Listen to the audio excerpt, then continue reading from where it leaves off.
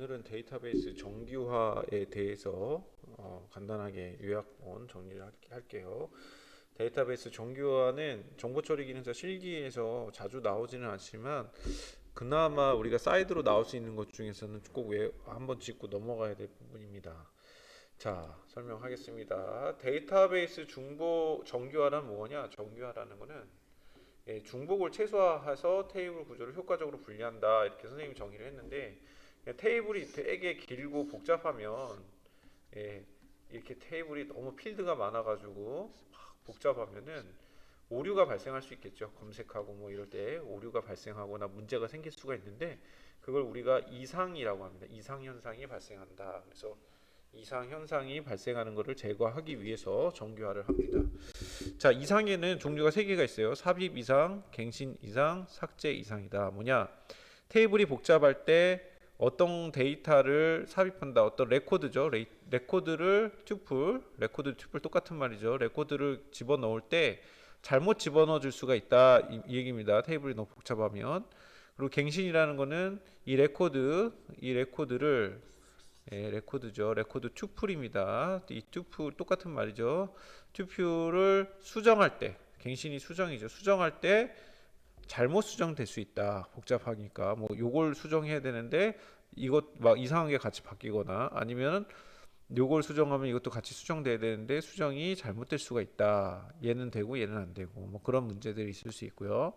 삭제라는 거는 삭제 이상이라는 거는 마찬가지로 레코드를 삭제할 때 제대로 삭제가 안 될 수도 있겠죠. 복잡하면 그럴 경우에는 테이블을 이렇게 분리를 시켜가지고 뭐 이렇게 단순화한다거나 이렇게 정규화하는 작업이 필요하다. 이상 현상을 방지하기 위해서. 자, 그러면 우리가 정규형이 이제 있는데 네 가지가 있습니다. 네 가지를 여러분들이 아셔야 돼요.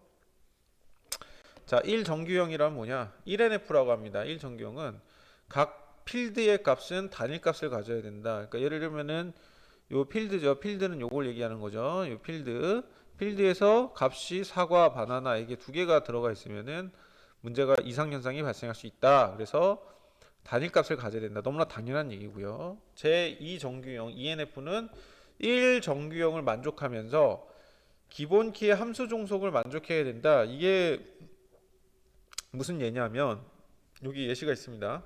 이런 테이블이 있는데 릴레이션이 있는데 이 릴레이션에서는 순번과 과일을 묶어서 기본 키를 만든 거예요. 예를 들어서 이렇게 기본 키가 이렇게 묶어서 할 수 있습니다. 필드 두 개를 묶어서 기본 키를 만들었을 때 가격 같은 경우에는 이 가격은 당연히 이 과일명을 따라가겠죠. 예, 과일에는 종속이 되지만 순번에는 종속이 안 되죠. 1번이 1,000원이고 2번이 1,000원, 뭐 3,000원 이렇게 나타나지기가 어렵잖아요. 판별을 하기가 어렵죠.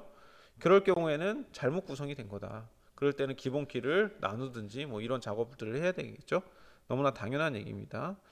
당연히 가격은 과일명에 따라서 달라질 텐데 순번에는 종속되지 않는다. 그렇기 때문에 이런 구조는 잘못된 거고 함수 종속, 기본 키에 함수 종속되어야 된다. 모든 필드가 값들이 기본 키 함수 종속을 만족해야 된다. 이 얘기입니다. 당연한 얘기죠.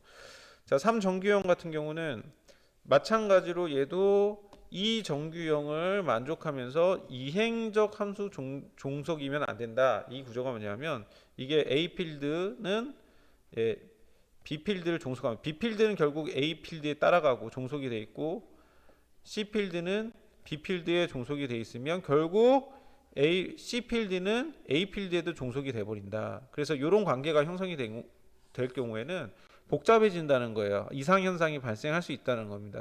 삭제, 갱신, 뭐 삽입할 때 이렇게 서로 막 연결돼 있고 관계가 돼 있으면은 문제가 생길 수 있기 때문에 이런 경우는 테이블 분리를 하는 게 낫겠죠. 그래서 이행적 함수 종속이 일어나면 안 된다. 이게 3정규형입니다. 4정규형 BCNF라고 해서 요거 시험에 좀 잘 나오는 편인 것 같아요. 자, 테이블 릴레이션의 모든 결정자는 후보키에 속해야 된다. 이 얘기는 뭐냐면 이 결정자라는 걸 알아야 돼. 결정자는 다른 속성을 결정할 수 있는 속성입니다. 그러니까 예를 들면 교수라는 필드가 있어요.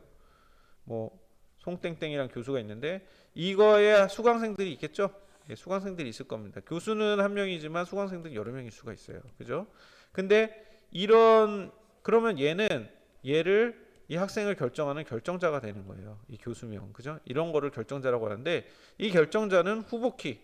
결국은 후보키라는 거는 뭡니까? 기본키가 될 수 있는 후보들이죠. 그럼 기본키 요건 가장 뭐죠? 예, 유의성을 가져야 됩니다. 유의성.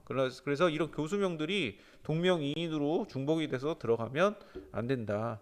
결국은 예를 들면은 이 결정자 역할을 하는 거는 기본키가 될 수 있는 후보키여야 한다라는 조건이 BCMF 조건입니다. 제4정규형이에요. 자, 이거 외에도 관계대수 문제가 좀 나왔습니다. 관계대수라는 거는 이거 그냥 외우시는 게 좋을 것 같아요. 디테일하게 이거 다 처리하고 배우려면 너무 시간 많이 걸리기 때문에 자, 테이블을 처리할 때 연산을 제공하는 겁니다. 연산을 나름대로 만든 거예요. 예, 관계형 테이블에서 테이블을 처리하기 위해서 연산 규칙을 만든 건데 그냥 관계대수는 테이블을 처리하기 위한 연산이다 이렇게 생각하시면 됩니다. 그래서 네 가지가 있어요. SPJD라고 외우시면 됩니다. SPJD, select 기호는 이런 형태고요. 튜플을 연산하여 새로운 테이블을 생성을 하는 겁니다. 튜플 여기서 중요한 거는 프로젝트랑 셀렉트의 차이는 프로젝트는 이거죠. 파이죠. 프로젝트는 속성이 기준이고 셀렉트는 튜플을 기준으로 합니다. 프로젝트는 속성, 셀렉트는 튜플을 기준으로 하고요. 조인은 이런 기호를 쓰고 두 개의 릴레이션을 하나로 합치는 연산입니다. 유추할 수 있죠. 쉽게 조인이니까. 디비전은 뭡니까? 나누는 거죠. 디비전. 예, 테이블을 나눌 때 사용하는 연산. 테이블을 합칠 때는 조인, 테이블을 나눌 때는 디비전. 투플 레코드를 처리할 때는 셀렉트, 속성, 필드를 처리할 때는 프로젝트. 이렇게 외우시면 될 것 같습니다. 이상입니다.